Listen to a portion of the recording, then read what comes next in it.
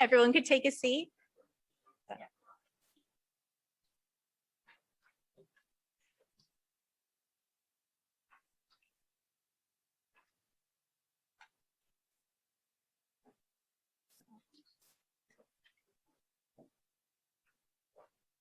Good afternoon, everyone.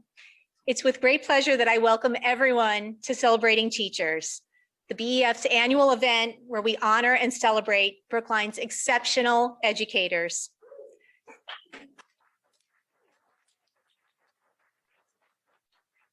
I'm thrilled that we are able to be here in person at the Florida Ruffin Ridley School, as well as live streaming this event thanks to the Brookline Interactive Group.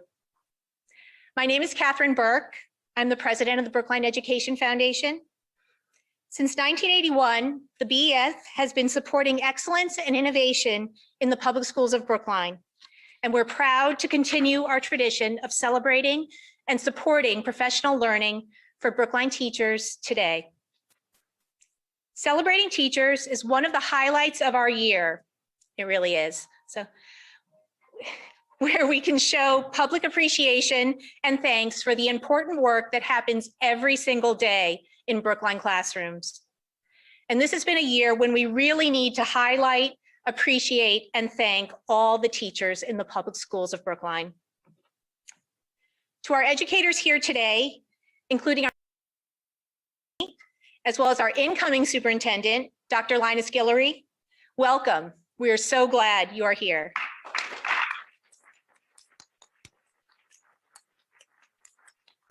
It's like the dream team over there. So I also want to welcome the teachers, administrators, parents, students, generous donors, and others from the Brookline community who are watching the live stream this afternoon.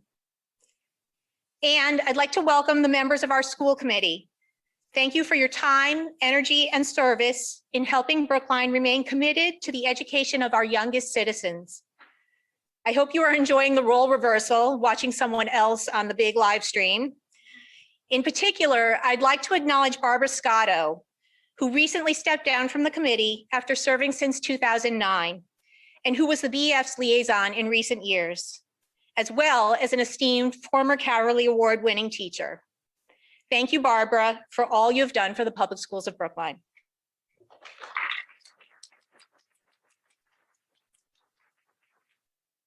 The work of the BEF would not be possible without the tremendous efforts of the members of the board of directors and the advisory board. Thank you to all for your dedicated hard work and support of the foundation. I also wish to acknowledge our executive director, Elizabeth Askley, and our associate director, Brenda Sullivan, for their tireless work throughout the year.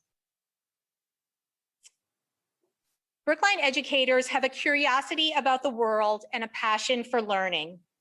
They are committed to inspiring and challenging young minds.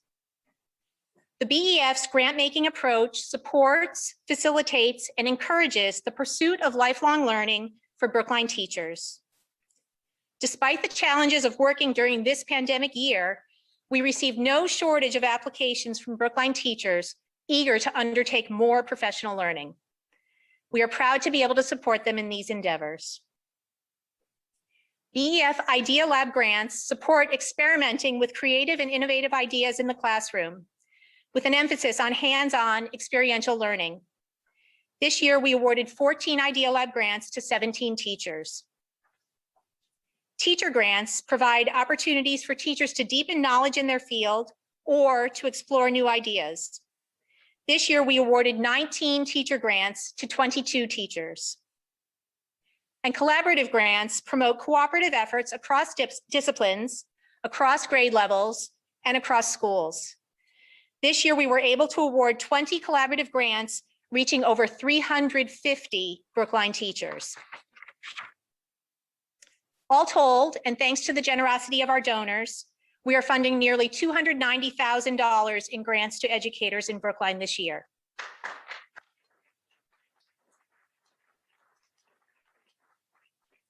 I'd like to thank board members Sejal Chander, the chair of Idea Lab, Diane Picorni-Wilson, the chair of the Teacher Grant Committee, Amy Deutsch, chair of Collaborative Grants, and Kathleen Schoen, chair of System-Wide Grants, for their leadership in these efforts.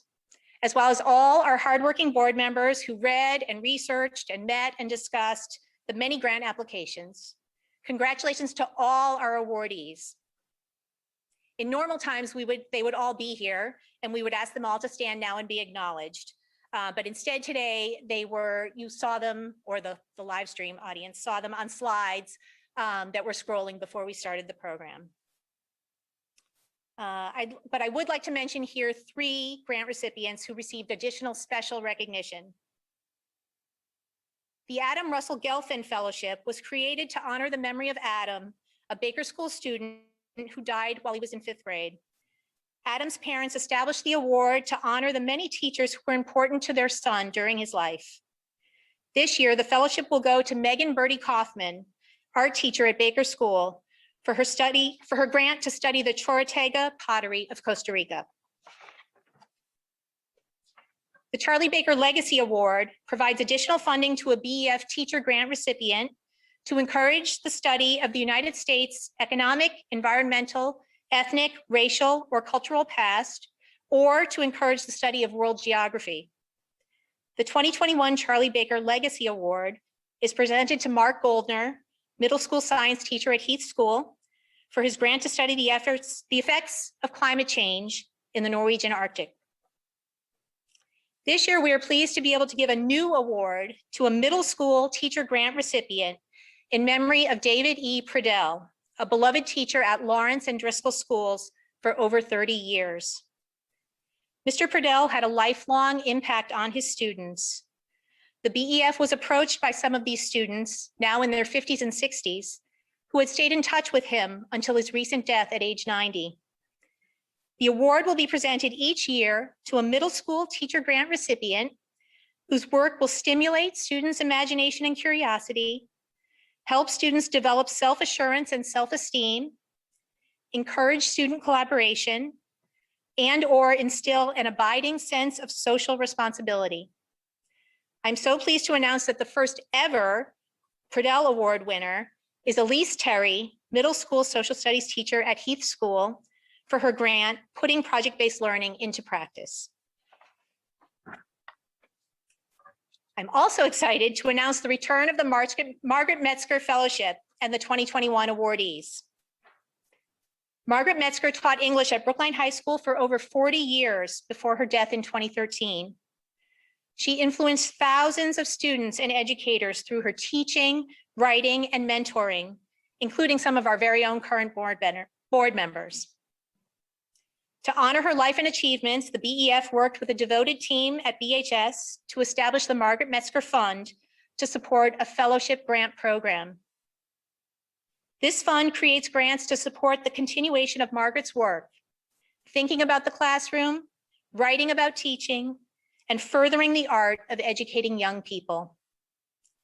The 6th class of Metzger Fellows who will work this summer includes Susan Balo, Baker School, 7th grade social studies, Zach Broken Rope, BHS School Within a School English, Elisa Connor, BHS Spanish, Will Gordon, Lawrence School Paraprofessional, Colleen Kavanaugh, Runkle School 5th grade, and Wan Wang, Driscoll School Mandarin.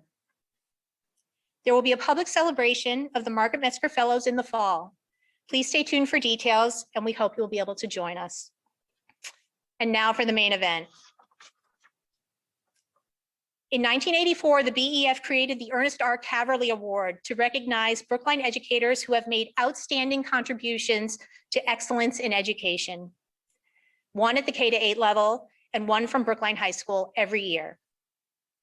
The award is named after Dr. Caverly, a distinguished public school leader, educator, and Brookline School Superintendent. Each year, the BEF asks educators in Brookline to nominate colleagues for the Caverly Awards.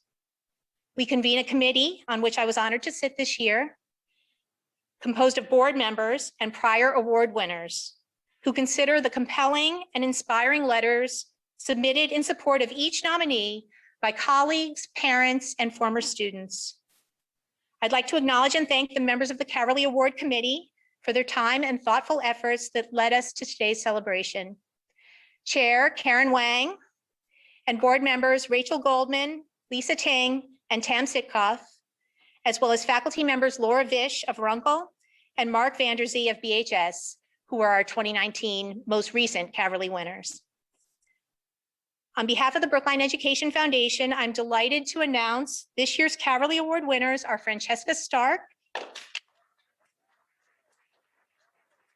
grade teacher at Driscoll School, and Betsy Davis, French teacher at BHS.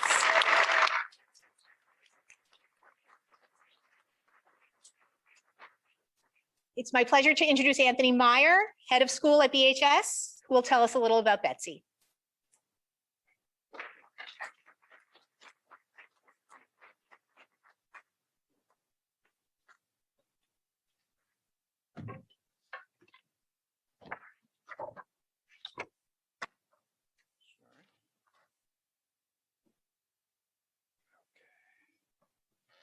Can you hear me okay?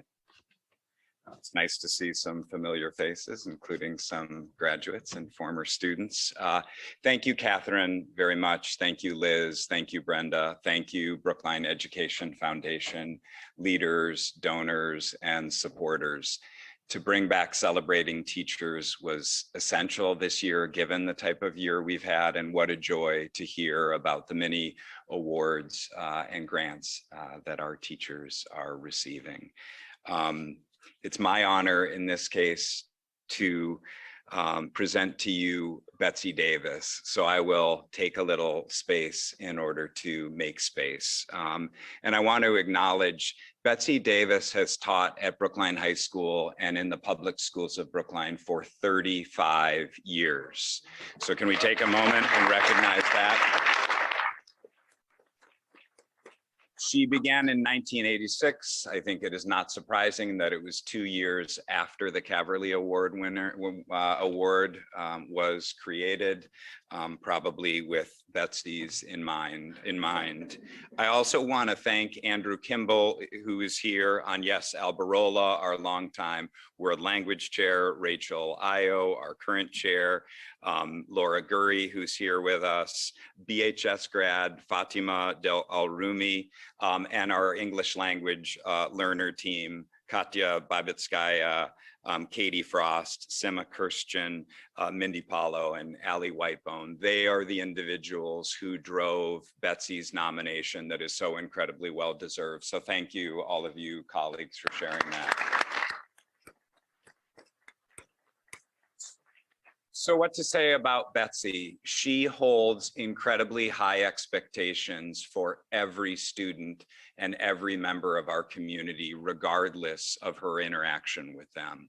High expectations and then remarkable flexibility, grace, and perseverance in finding how to support those students in order to learn, achieve, and find a place at Brookline High School. So we see that in her French work, and Catherine mentioned that she is a longtime teacher of French at Brookline High School. That is true. It is also true that she has for many years served as our international student advisor. It is an incredibly important role as families and students arrive from countries all over the world and land in our main office. And I see it and have seen it for the last 5 years. Their incredible, likely fear, concern for what school will look like.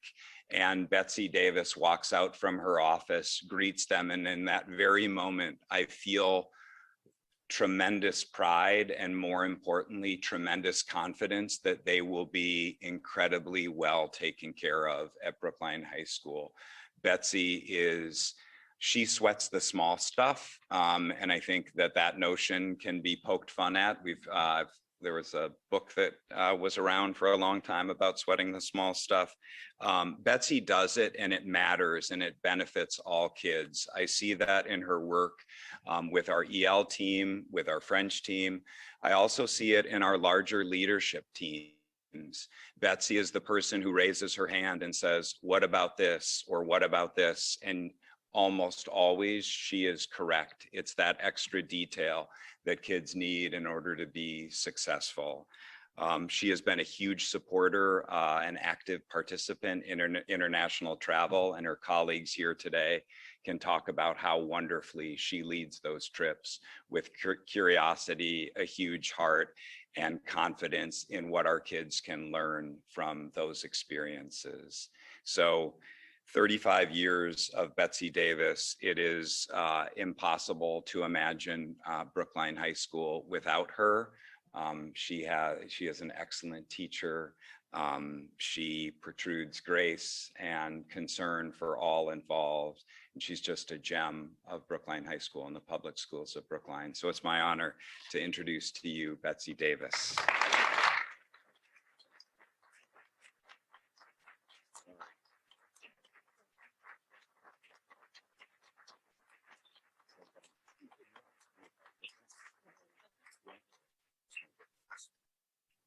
Hoping I'm not, well, I am removing someone's speech, but it's going to be right there. Okay. Thank you so much. What do you want there? The wipes? I'm going to wear a mask, everybody. Okay. Thank you so much, Anthony. My notes say breathe, slow down, and don't cry. So I think I've got this for the moment. Good afternoon, everyone. Congratulations to my new friend, Francesca, and to all the grant recipients. And to the Brookline Education Foundation, thank you for the support and recognition you bring to Brookline's teachers each year. So this is the big speech that's expected from the Caverly winners. Yikes, what do I share? My personal journey, my thoughts on education, or the story of when I was showing a movie in my French class and wanted to fast forward through that slightly inappropriate scene, but instead somehow ended up freeze framing on that. Andrew, you know what I'm talking about. There's so much to tell you about these 35 years, and I've decided to give you just a smattering. So high school graduation, college graduation, wedding, birth of my children, Caverly Award. Okay, here the crying starts. Receiving this award is definitely up there with the greatest moments of my life. I still can't fully process all of this. Me? I feel so honored and humbled that my dear colleagues and students secretly created a packet of nomination letters and testimonials that weeks later continue to make me shake my head in disbelief. What could have compelled them to do this? To know that they value my work and took time from busy personal and professional lives to make this happen while dealing with a pandemic, no less. Wow. My deepest thanks to all of you. I'm still absorbing and savoring your every word. Well, in early April, Assistant Head of School Hal Mason offered up a game to start off one of our Tuesday faculty meetings and to entice us to get to a Zoom meeting on time, no doubt. If we landed in the lucky breakout room, we would win a PTO donated gift card to a local business. There had to be over 20 breakout rooms, so the odds were not in our favor, and I never win anything anyway. But when my friends and I in breakout room number 1 found out that we were, in fact, the winning breakout room, I couldn't believe my good fortune. A gift card to Clear Flower Bakery was mine. Such luck. Well, a few weeks later, on a day when many students left remote world, and I literally met some of my students in person for the first time all year, a BEF delegation stopped by my classroom, along with Dr. Marini, Anthony Meyer, and Janae Taro. I thought that our visitors wanted to welcome the kids back to school or see OLS in action. And then Dr. Marini started talking about the BEF and honoring teachers, and the kids were clapping. And it began to dawn on me that as important as the Clear Flower gift card was, this honor was going to be a whole other category of great. I began to feel like Brookline royalty, nominated by my very own colleagues and students. No way. Okay, teachers, so you're on a plane and you're grading papers. How long does it take before your seatmate makes the astute observation, oh, you're a teacher? The conversation then often takes some weird turns. They start to reminisce about their own high school experience, good or bad. And sometimes when I tell them I'm a French teacher, they say, I wish I could remember my French. I took it for 5 years, I don't remember a word, which is really great. Thanks for sharing that. But most often I hear, wow, it must be so hard to work with teenagers all day. I don't know how you do it. You understand. I laugh to myself and I think if only you knew, I have the best job. We teachers know that working in high schools day to day is rewarding and important. We also know that teaching content is the tip of our iceberg. We wrestle with achievement gaps and bullying, racism, hunger, trauma, the world's mistakes and ills, and now the pandemic. The list is long. Some students deal with so much pain, it's a wonder that they can get vertical and get to school each day. They are resilient and brave. Teachers and students discuss and dig deep, disagree, strategize, laugh, and rely on each other to do the hard, good work. Our school community is dynamic and vibrant, a second family to many of us, a wonderful place to be. I can't imagine a better job. And then there are the colleagues. Though we are largely alone as we teach and spend long hours grading, planning, we know that teaching is at its best when we collaborate. I am blessed to be surrounded by greatness in the BHS ELE, or English Language Education, and World Language departments. These are colleagues who would do anything for each other, who share ideas with an open heart, who come together for each other in times of pain and celebrate each other with joy. They are creative, fun-loving, and inspirational. And this year has stretched us all in a million new directions. We knew that this remote teaching, hybrid learning, in-person cohorted Zoom-tastic journey was going to be a wild ride, and we buckled up. When we learned that we would start the year teaching remotely, my colleagues jumped right in, texting ideas and questions early in the morning and late into the night. How do you stop the Zoom echo from happening? How do you make that student feel safe enough to put her camera on? What's an owl camera? How does it work? I still don't know. How do we create community as our students sit in their little boxes on our screen? The questions were and still are flying fast.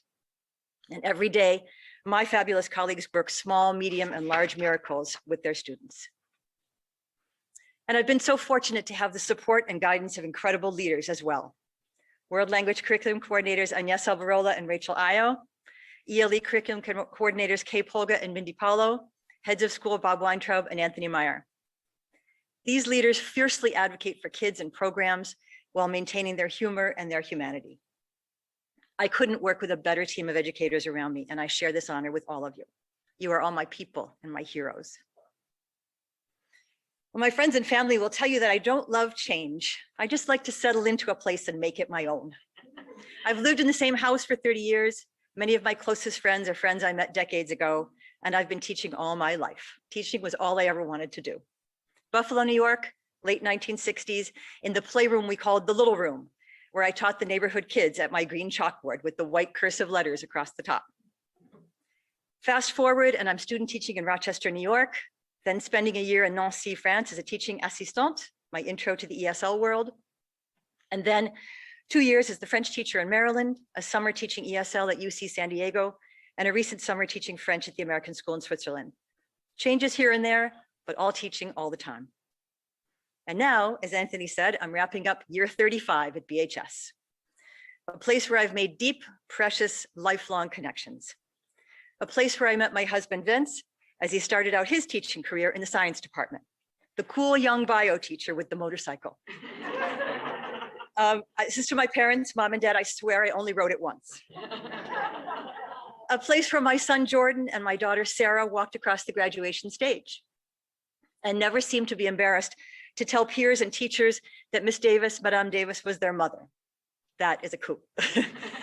BHS, where there's never a dull day, where I've met the very finest educators, where I've always been so proud to work, my second home. I've worn a few different hats at BHS over the years. As an ESL or ELE teacher, and now as international student advisor, I've worked with hundreds of families as they transition from their home country to Brookline. Teenagers leaving behind best friends and grandparents and everything familiar to settle into Brookline, BHS, the English language, our cafeteria food, and the US education system. In some cases, students arrive having lived through significant trauma and turmoil. Some are excited to be here, and others never wanted to leave home. Unlike most of our neighboring public school districts, the Brookline Public Schools have decided to fund this position, the ISA, showing the world that we value our international families and their experience in Brookline. How great that I get to welcome our new students, to show our international families that they matter, and to provide for a dignified landing in Brookline. And I've met so many wonderful people. The Somali mother who gave me appreciative bear hugs all the time. The Pakistani student who made me a bookshelf in his woodworking class. our 8 eager China exchange students and their matching tracksuits each fall, the Iraqi student who calls me her second mother, the Haitian student who stops by for a little love and a Costco granola bar. I've always tried to treat everyone with the respect they deserve and to let them know they're important and that they belong here with us. Another hat, French teacher. So pourquoi le français? Why French?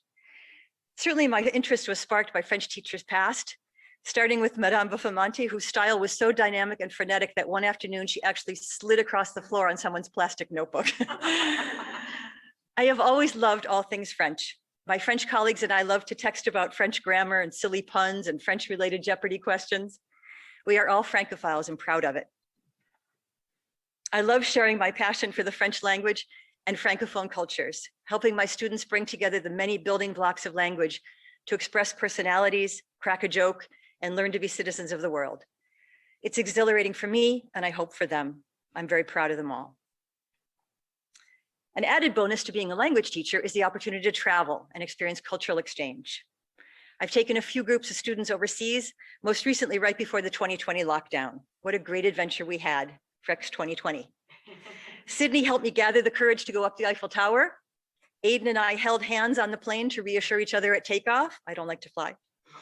Caroline and Emiko shared their new red beret for silly pictures in the staid Great Hall of the Louvre. And Ryan told me about his grandfather's experiences at D-Day as we looked out at the Normandy beaches. I love knowing that these students and my fellow chaperones will travel through life holding these memories close. No matter how our paths diverge, these shared memories will connect us forever. Last month, I finished reading The Little Prince with one of my classes, an annual ritual. In the 21st chapter, the fox teaches the little prince about how we create connection. He says, il faut être patient. You have to be patient. First, you'll sit at a little distance from me, like that, in the grass. I'll look at you out of the corner of my eye and you won't say anything, but each day you'll be able to sit a little closer. Isn't this just like students and teachers?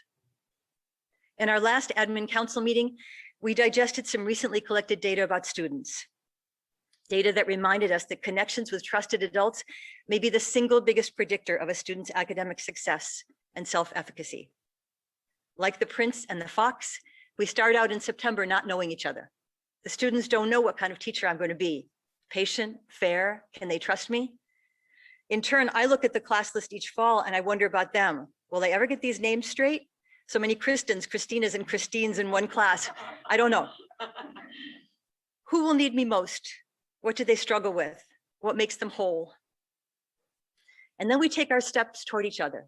Day by day, class by class, we let down our guard. We show a little more of ourselves. We allow ourselves to be vulnerable, knowing that together we're building connections, building community. For me, it's about trust and believing in each other. It's about being able to laugh at yourself.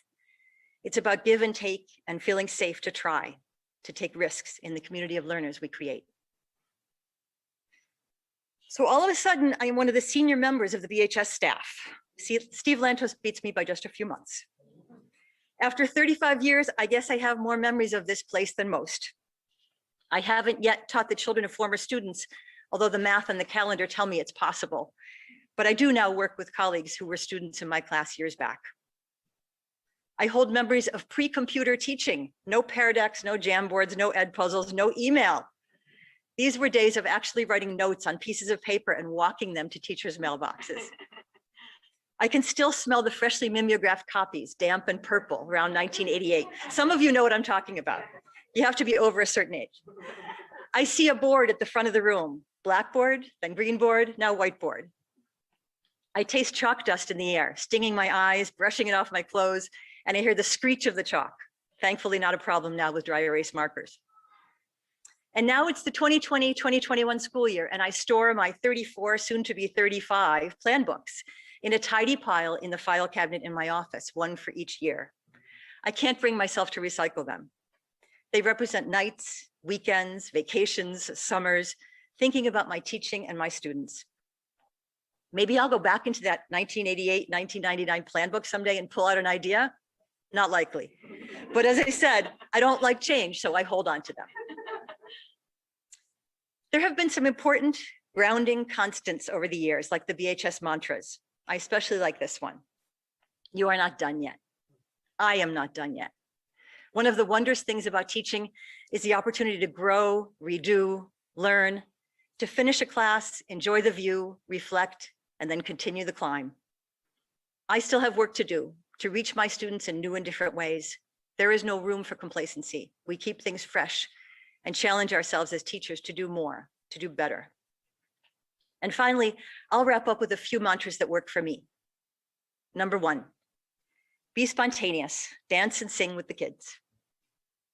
Number 2, drop everything when you're needed, be the safety net. Number 3, meet students where they are and help them grow. Number 4, know them beyond the classroom, the student who wasn't himself yesterday, the student who auditioned for the part, the student who gets up extra early to travel in from another town. Number 5, don't put your PBJ in a plastic sandwich bag, it gets gross. Number 6, gather them all together, love them, and don't leave anyone behind. I read through the list of retired Caverly winners past, and I did work alongside each and every one of them over the years. Pat, Dave, Margaret, Mary, Ian, Ricardo, Jimmy, and others, some of the BHS greats. And more recently, Steve, Elon, Lisa, Roger, John, Stephanie, Betty, Liz, and Mark. As I said, I feel like I'm among royalty. I can now add my name to the list of Caverly Award winners, which I can scroll through on the BEF website anytime I want to. I will never forget this joy, knowing that my work has been recognized by colleagues who took the time to look up from their work and honor my contributions. I think I'll take that Clear Flower gift card and buy some French pastries to share. And when it's safe, I hope to gather with my BHS people to toast the colleagues and students we love, the normalizing of the education world for next fall, fingers crossed, and my good fortune to have landed at BHS. Thank you.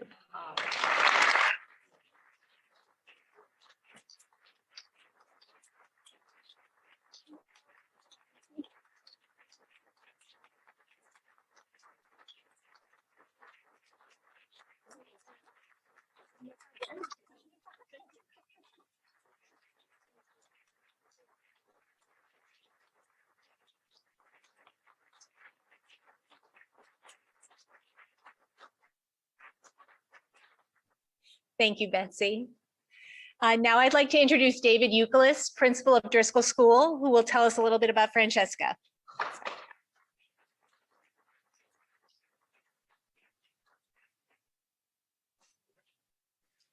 Good afternoon, everyone.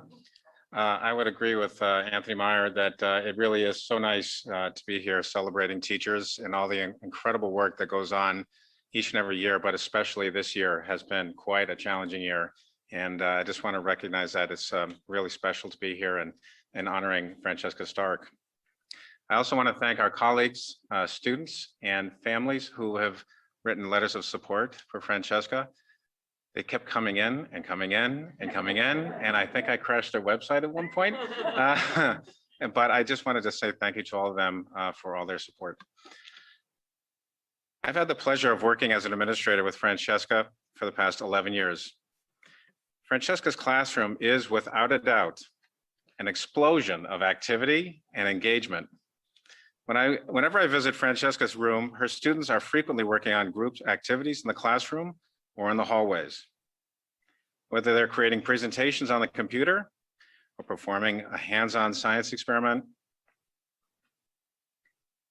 that involves seeing how sound travels through different materials, Ms. Stark's students work together to seek answers to essential questions.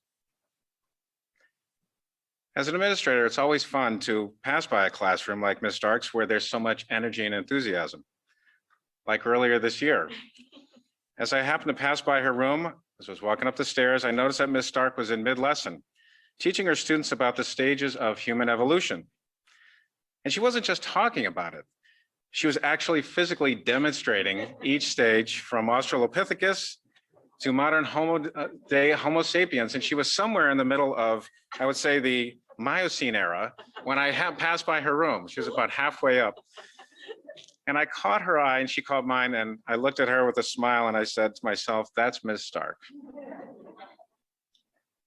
Ms. Stark is one of those teachers who stands out above and beyond all others. The first thing that you notice about Ms. Stark is her deep commitment to her students. Student work is hung up all around the room.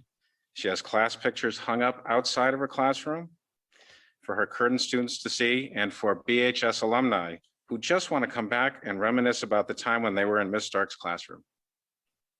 I've had conversations with Ms. Stark outside of a room in the hallway when students from the upper grades at Driscoll School would drop by just to visit their old classroom and say hello to the teacher who meant so much to them. Ms. Stark creates a classroom where students give lots of thought toward their community and about each other. One thing that you notice when you enter Ms. Stark's room is the river table. The long and consistent flow of this winding river is not only a tool for Ms. Stark to integrate lessons on historical periods, but how people interact with each other and how this work gets transferred back to her school community or classroom community. Ms. Stark's students learn valuable life lessons each day, and the result of this is a classroom where students collaborate, communicate, and treat each other with respect. Ms. Stark also teaches her students to respect the world around us through her leadership through Keep Club, where students learn valuable lessons on the importance of recycling and finding ways to take care of the environment. Over the years, Ms. Stark has improved her craft as a teacher by teaching courses at Brandeis for graduate students at the School of Education. Ms. Stark has also mentored several Simmons graduate students, which, according to Ms. Stark, in her words, keeps me on the cutting edge of current curriculum as they share and try out what they are learning in graduate programs, and as I help them hone and leverage the curriculum that they create. Ms. Stark has also worked with the Harvard University School of Education graduate students, opening up her classroom to prospective students who would like to experience a classroom that involves thought, community building, and engaging activities. Ms. Stark is a tremendous colleague who supports new teachers as well as veterans on our grade level team. She is thoughtful and passionate about her work. She cares deeply about the Driscoll School, and she is one of those teachers who lays the foundation for the culture within our school community. We are lucky to have Ms. Stark as an educator at the Driscoll School. And I am so proud of you that Ms. Stark, that you're being recognized for all that you have given to your students, their families, and the Driscoll community. It is my honor to introduce this year's K-8 Cavalry Award winner, Francesca Stark.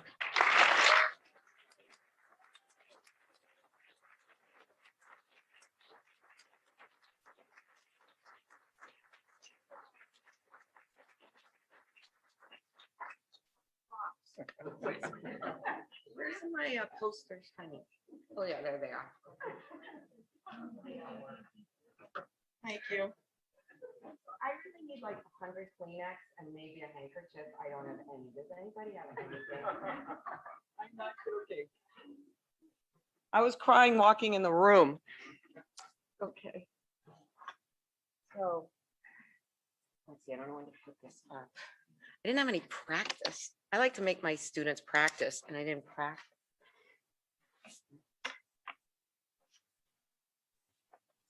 I got this poster made, and it's really hard to describe why I made it. I may not be able to. You guys can.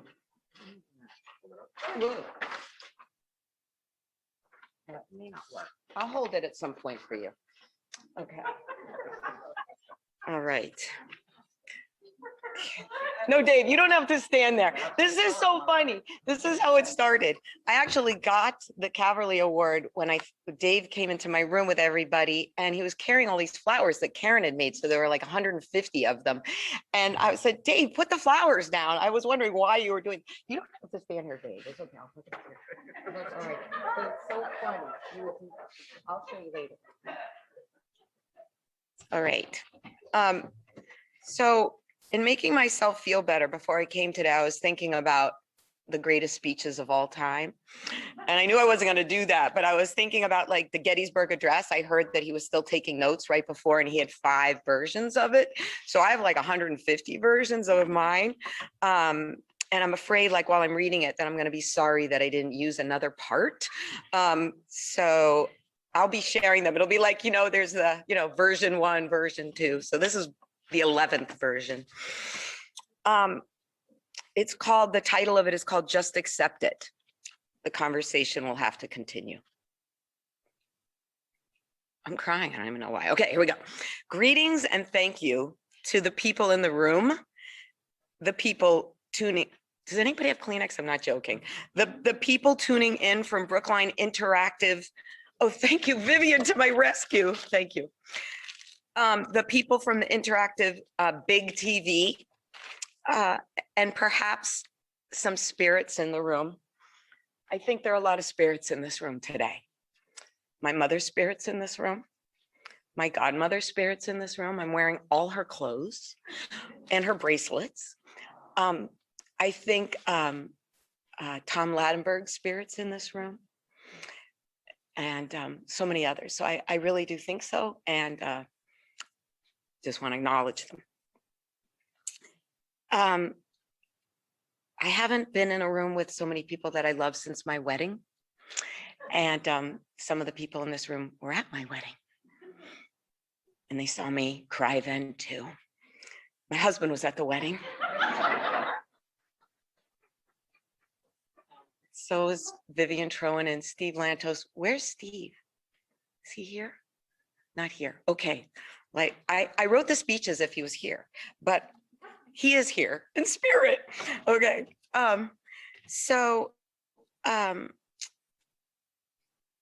Some of you, I want you to know that I could have written a whole speech explaining why I love everyone in this room. In fact, I told that to Carol Schraft, that I just wanted to write a speech that was just one big thank you note. But I only have 10 minutes, so I will tell you all later personally. So this is the 11th draft of the speech I'm holding on to on the 11th day of May. And it's just the 11th draft I wrote this week. I have actually been writing drafts for the Cavalier Award since 1994. At that time, I was finishing up my full year internship with Vivian Trowan in her 4th grade classroom at the Devotion School, which is now known as it's Florida Ruffin Ridley School. In other words, I was standing on these grounds when I first heard about the Ernest R. Cavalier Award. At that time, I was in the process of applying for jobs. In fact, I have proof.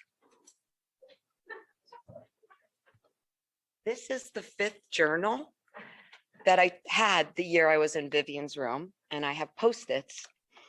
And so on May 11th, 1994, I wrote a letter to Carol Schraft. This was the draft. I didn't send her this, but it basically, I have my draft. Where are you, Carol? Oh, there you are, Carol. Anyway, the draft I have to you is in this journal that I wrote 27 years ago today. Kind of meaningful. And it was at that time that Vivian told me to go see the Cavalier Awards. She said it would inspire me. I was so moved that I went home and began to write my own Cavalier acceptance speech, just in case I would win someday. I didn't realize it would be almost 30 years later. In fact, in many ways, I hoped I'd never win because then I knew I'd have to write a speech. So I just kept writing one.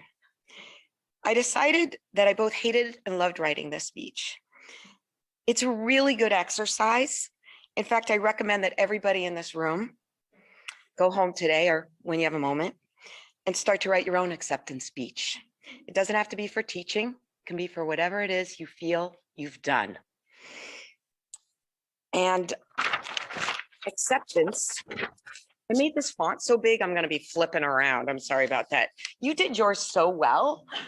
I just, the whole time you were going, I was like, oh. How do you accept help? How do you accept advice? How do you accept a compliment? How do you accept feedback? How do you accept an award?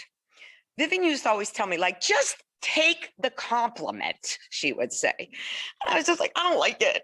So I actually, in some ways, really don't like this award. It's hard. It's hard to accept an award, especially when you look around and see everybody else who you want up there too. Which leads me to my poster, but it actually doesn't really lead to my poster. I don't know why I said that. I wrote this. Okay, but I'm going to show it to you anyway. My students made this poster because I say these words all the time. They're from a poem you may have heard from Mary Oliver. It's the fourth part of a poem called Something, and it's called Instructions for Living a Life. And the instructions are pay attention, be astonished, tell about it. And that's really my motto, is that that's what you should do. And in a way, that's what the Caverly Award is, right? It's a simple sign, but so is breathing. And look what breathing does for us. From then on, oh yeah, so I titled my speeches my Imaginary Caverly Awards acceptance speeches, 2012, whatever it was, 1994, 1995, et cetera. And then my colleague, who's here in spirit, Steve Lantos, now called Dr. Steve Lantos, nominated me for real. It wasn't a surprise because he sent me the letters people wrote for me. I did with them what any good daughter would do. I immediately showed them to my mom. I wanted her to see that the career she told me to avoid due to the lack of respect for the intelligence of teachers had actually given me some recognition. I became more serious with my speech drafts after that, but I never even finished one. I want to be clear that I don't mind writing or giving speeches. I don't know if you can tell. I kind of like it. In fact, I like to get up in front of a crowd as much as possible. Many of you know Marianne Taylor. There she is. Marianne Taylor, who retired from Driscoll School last year. We both came to Driscoll School in 1995. Carol Shaft hired us both. And we don't really look alike, but a lot of kids and parents and even faculty thought we were the same person. Marianne taught art and I taught 4th and then 5th grade. Kids would walk up to us and ask, "Did you change your shirt?" And then they'd say, "See you in art." Marianne and I developed this kind of local version of Tina Fey and Amy Poehler and began to make videos, speeches, and stage events for people who were retiring. Bob Thomas and Amy Neal would join in. And when they retired, Jesse Curtihe stepped in. I loved writing those speeches for other people, so much so that I actually considered getting a side job writing obituaries.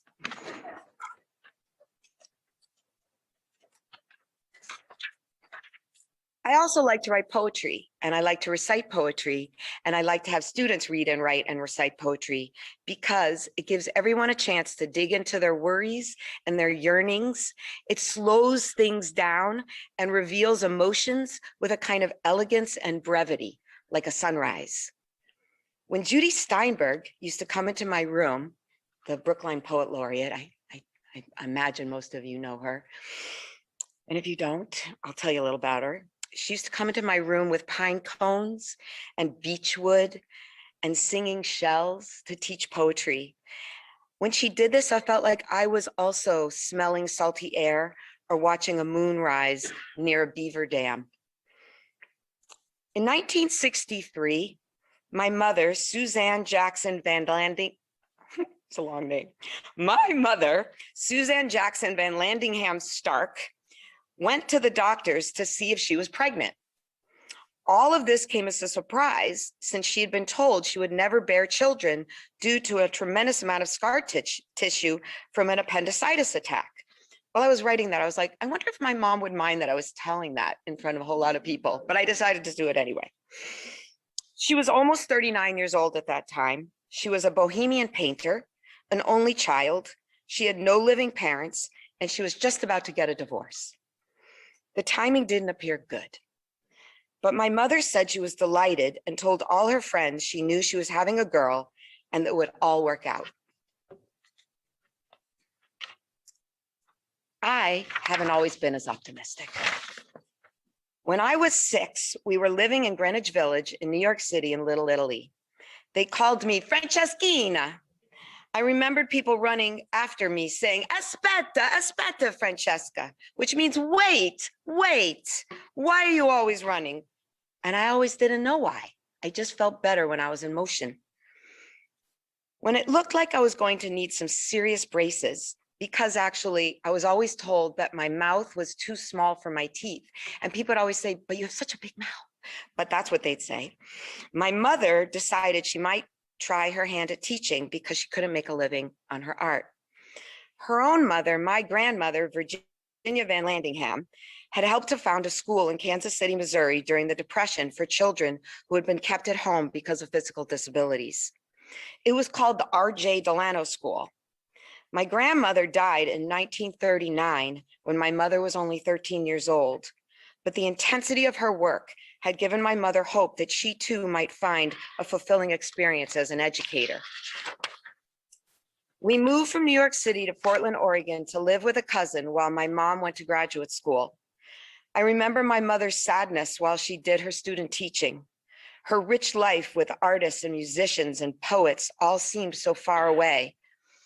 After she would pick me up from this horrible after-school place called Kinderland, she would hold my hand so I didn't fall in the ditch by the side of the road where all the rain flowed in Portland, Oregon.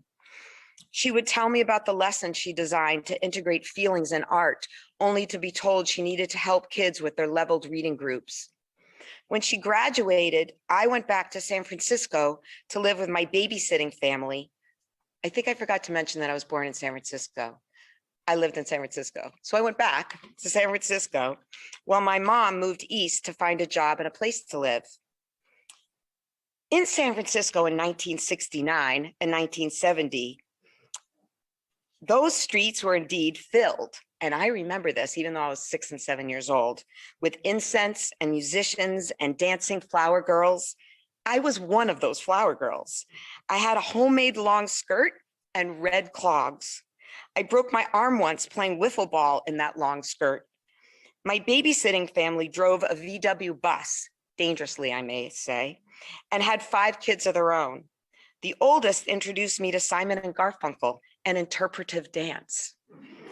It was the first time I remembered sitting on the floor considering what was the sound of silence. I think I get it now. The public schools were the polar opposite of the streets in San Francisco. Girls had to wear skirts and stretchy white knee-high socks to school. Boys had to have short hair, button-down shirts, and slacks. We had to separate lines in the hall, and we had separate spots at recess. The boys had the field, and the girls had the small blacktop. My attempts to protest this injustice made girls stop their hopscotch and jump rope games to listen to me. But a political movement did not happen at that time at the Garfield School while I was there. One day, the phone rang in my babysitter's house, and my mom called to say she had found us an apartment and a school in one of the best school systems in the country.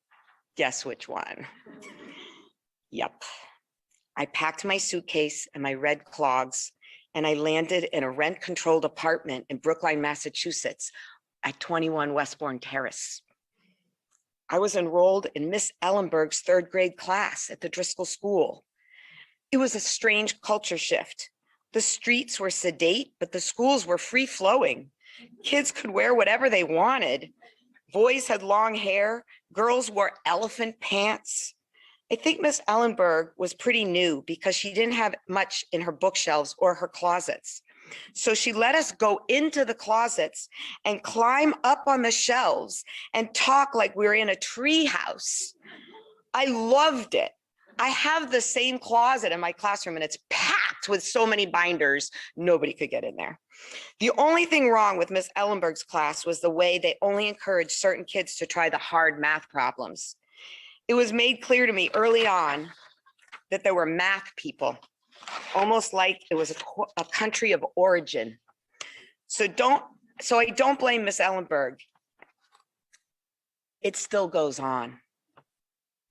Besides, it was in her room that led me to design a whole math curriculum around dream house architecture that I thought of when I was in her class. During my elementary school years at Driscoll, students not only had music, gym, band, and art, but we also had woodworking and home economics, and both the boys and girls got to go. They were rich with the smells and sounds of sawing wood and baking brownies and sewing. My first year at Driscoll, I was put into a little group of girls who all had single parents. Due to rent control, more families with single parents could afford to live in Brookline. Miss Dubin, the social worker at Driscoll, would not only meet with us during school, we went places after school and on weekends. She took us bowling. One of the assistant teachers in the kindergarten class was a teacher named Mrs. Gaines. She met with us to do art projects. One day we went with Mrs. Gaines to her home, and she showed us pictures of her daughter and said she was becoming a well-known singer. It turned out her daughter was Donna Summers. She played us her music. We thought she was cool and beautiful, but we hadn't heard of her before. We mostly appreciated the popsicle stick artwork Mrs. Gaines did with us. It was these things that mattered.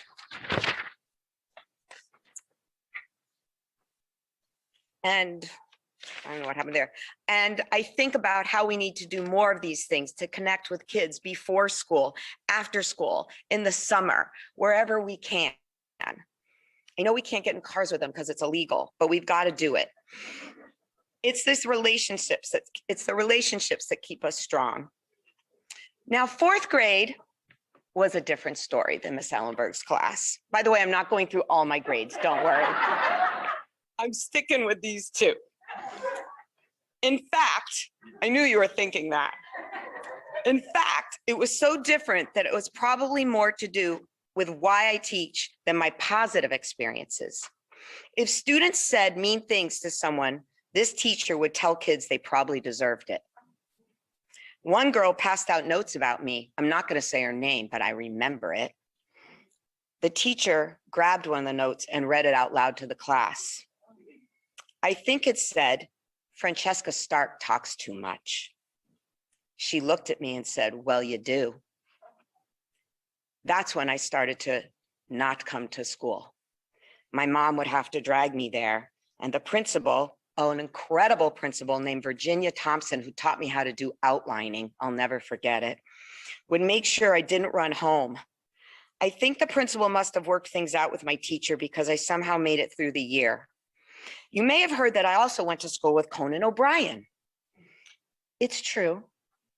We were in the same horrid fourth grade classroom and the same homeroom for many years after that, all the way through high school. When he came to visit Driscoll on its 100th anniversary, the only thing he wanted to talk about was our terrible fourth grade class. It's the room I teach in now. If you were going to ask me what was Conan like, just watch him. He was exactly like that. And when he was a kid, he wore high water pants and he was a goofball, but he also was president of the class. I gave a speech at my graduation speech too, but I wasn't president. I was chatty. I'm still chatty. Even my beloved Miss Ellenberg wrote the following in my report card, which I brought for you guys today. It's the original. Am I going on too long? I'll cut to the chase.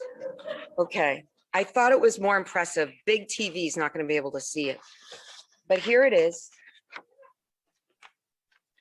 And this is the last page. Says, I wrote, they made you do this. Like you had to fill in your own report card. Where is Big TV? Over there. Okay. So you had to fill in your own report card. And then the teacher would write notes. And it said, I wrote grade 3, December. If I was me now, I'd be like, December what, Francesca? Anyway, she wrote, Francesca was a new child this year and was very assertive due to her desire to get to know everyone. I'm still that way. I want to know all of you. She has worked hard at calming down and listening to others. I am very proud of Francesca. She recognized the problem, her talking, and has worked hard to develop self-control. She is well on her way. I'm still well on my way. And then my mother wrote a little note in my mother's handwriting, and it said, I'm very pleased with Driscoll School and Francesca is enjoying it. Francesca has a tendency to be careless about details. She is thriving in a calm, orderly environment. Her work with Ms. Dubin has been very helpful. I wonder what my mom meant. Like, she's less grumpy. I mean, you know, it's interesting. I never asked her. I don't know why. Okay, I'm getting there. This is a tough time of year when I've fallen in love with my class, and now they're moving on and up soon to 6th grade. It's one of the many reasons I started the Keep Club. Yes, of course, it's to help the environment. And by the way, I'm so desperately wanting to drink these small plastic bottles, which I'm so against, but I'm having one now.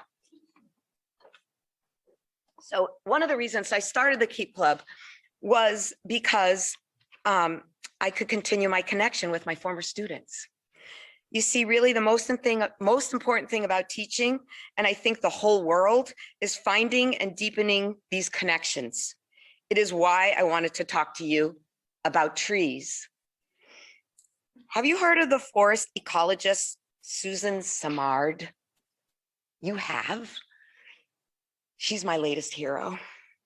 Dr. Simard's findings have unearthed a massive change in our understanding of trees. Rather than competitive nutrient hoarding, sucking the lifeblood from other trees in order to survive, an NPR interview with Dr. Simard points out that, quote, trees are linked to neighboring trees by an underground network of fungi that resembles the neural networks in the brain. I was going to make a poster of it, but I didn't. They call it the Wood Wide Web. I love this because in 5S, my class, we also have something called Red Wednesday Webnest Day, where students research and work on whatever they want as long as it connects to school. And by the way, every day in my class has a color coding, and I dress now. I redid my entire closet so they're color coded, and I dress like Mondays, I wear green, and Tuesdays I wear blue. Is today Tuesday? Yeah, I wore it earlier. Wednesday's red, Thursday's purple, and Friday is orange. You glad it's Friday? So anyway, it's no accident that brains and forest floors are wired to connect. And this is my question. Why aren't schools doing more to make this happen? Thank you. Recently, Dr. Simard came out with a memoir called Finding the Mother Tree, Discovering the Wisdom of the Forest. I haven't read it yet because I've been laboring over this speech. But from what I've gathered, trees are more Florence Nightingale than Napoleon Bonaparte. And by the way, my sons were wondering, I was like, who's the worst general? And they were like, Genghis Khan. But I decided Napoleon Bonaparte sounded better with Florence Nightingale. Simard has also proven the critical role of something called the older, bigger hub trees. She calls them the mother trees because they are doing the most work to protect the vulnerable and younger saplings. And sadly, mother trees are usually the first to be cut down because they are worth more money. I find that schools treat hub teachers much the way lumber companies treat hub trees. When teachers get good, they get cut out and put into administration and elsewhere, when really what they need to be is back in school, teaching and protecting the vulnerable saplings they're in charge of. Writing this speech has made me reconsider what else we can do to reinvigorate the work Vivian Trone and Kitty Bowles had in full gear with the Learning Teaching Collaborative many moons ago. Now, I want to say, having two superintendents in the room right now, I saw you both. I was like, this is golden. So just to say, I'll give you more information. In fact, I have a whole packet right here about it. I imagine that my style of delivery has made many of you worry that my speech would be endless. It is coming to an end, I promise. I understand. Actually, I checked the word count, and it was the same as Margaret Metzger's, so I thought I was good. But I have more I cut into my own speech more than she did. And yours too, Abby. I understand your worries, but don't forget, I have in my time here in Brookline learned a thing or two about being independent within an institution. Guess where I learned that? Miss Abby Erdman in her individual and institutions class when I was a senior at Brookline High School. What a developmentally perfect class for teenagers and for worrywart radicals like me. I hope my Caverly Award gives teachers, and I like the big TV people who are watching. I hope my Caverly Award gives teachers who are afraid to spend time digging into what fires their soul more courage to give it a whirl. Yesterday, my class was reading the story 11 by Sandra Cisneros. The reason we were reading the story 11 is because many students in my class are 11 or are going to be turning 11. And the focus of the story is on what it feels like when you turn 11, but you're still all those other ages too, like a Russian nesting doll, which is in my bag, but you get the point. I brought it. It's actually a cat nesting doll. I have been thinking about this in relationship to myself, because in the book 11, she's 11 and 10 and 9 and 8, but I'm 57. Like that's the biggest nesting doll you could ever imagine. And I'm still all those ages. I was thinking that's really funny. I decided that it was more like paint on an apartment building, like a rental apartment, and you have all those colors and it's like, you know, and it's just, and you scrape down and you're like, no, and you just put your layer on top. Like that's me.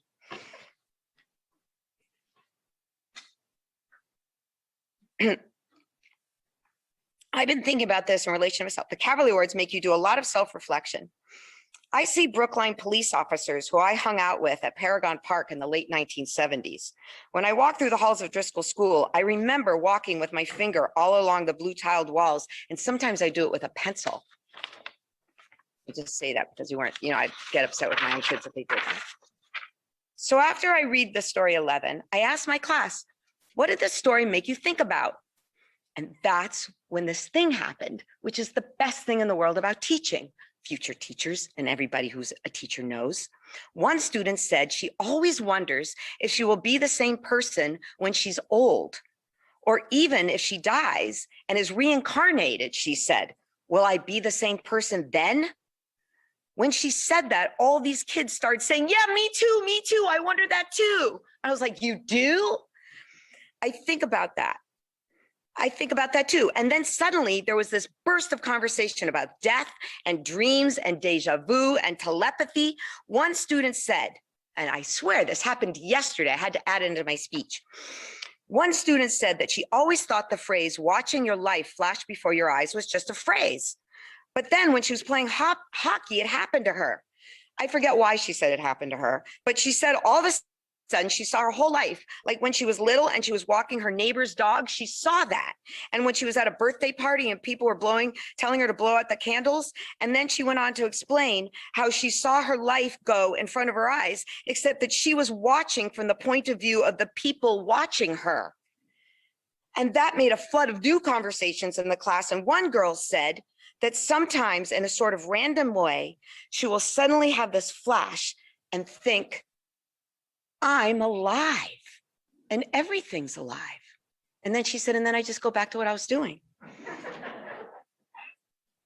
And this burst of conversation was going on. One student said, Miss Stark, it's time for social studies. I think, and some other students said, but they had more things to say. Some of the class started to work on their ebooks about the revolutionary relatives, and a group of us went to the back of the room and the conversation continued. So really, this is the end of the speech, except to say that there's so much inside of draft 1 and 2 and 3 that I left out. So I hope this conversation continues. I also want to say BEF, I didn't forget about you. I actually had a whole section about you and how you were reminding me of Ernest Shackleton, another incredible Ernest, but I took it out. But I am going to tell you this. I want to say that if it weren't for the BEF and the work they do to keep teachers like me learning about podcasts and collaborating around gardens and climate change and everything else that you do that makes our hearts sing, I know that there would be many fewer mother trees left in Brookline.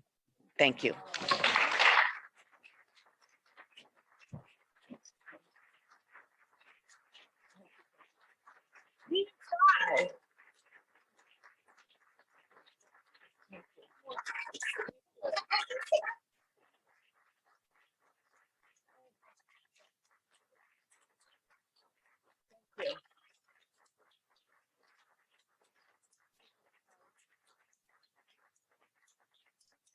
Thank you. I just also didn't thank a lot of you in the room, but my sons are here and my colleagues are here. You did such a good job being so gracious with your colleagues. I just want to say that.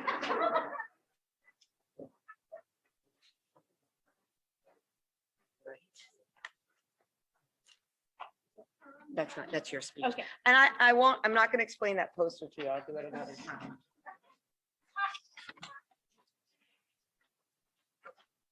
When we went to Driscoll School to surprise Francesca with the announcement of her award, on the spot, one of the students in 5S made a quick sign, a poster that said, "Good job, Ms. Stark." So I think good job, Ms. Stark. So.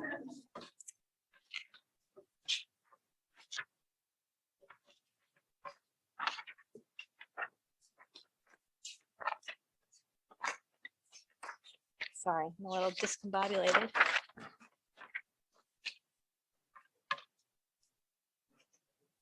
In conclusion, I want to thank our donors once again for their strong and consistent support. This exciting and essential work would not be possible without your generosity. And I want to thank our educators. You teach, you mentor, and you inspire our children. The Brookline community appreciates and values all that you do. Thank you all for coming and for watching.